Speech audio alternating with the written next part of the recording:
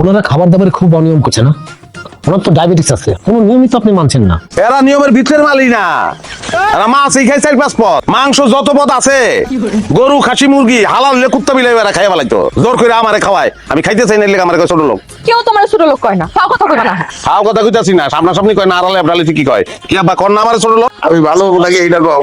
আপনি ভালো কিভাবে হবেন? আপনি তো কোনো নিয়মই মানছেন না। আপনার হার্টের অবস্থা ভালো না, আপনাকে ঢাকায় নিতে হবে। আমার তো হার্ট, লিভার, কিডনি, ডায়াবেটিস সবই কন্ট্রোলে, বয়স বেশি না। কে বলেছে সব ঠিক আছে? সব যদি ঠিক থাকতেন তাহলে এরকম অসুস্থ হয়ে বিছানায় পড়ে থাকতেন? একটু বুঝান, আগে বুঝান, দুনিয়াতে বহুত মানুষ না খাই রয়েছে, খাইতে পায় না, আর এরা 10 জনের দেয় একজনে খায়, আবার আমারে কয় খাও খাও, জোর করে খাও, একবার খাইতে পাই, কয়বার খাইতে পারে কোন? তো জামাইরে বুঝা, এটা আমার বংশীয় ঐতিহ্য।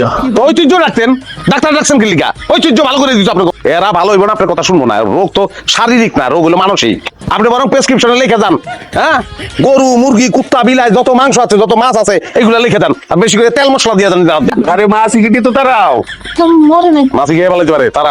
বাপ দাদার নাম ডোবাই আখা, সর্দার বংশের মান ডোবাই আখা, খারে গরু ছাগল খা, খারে হাঁস মুরগি খা,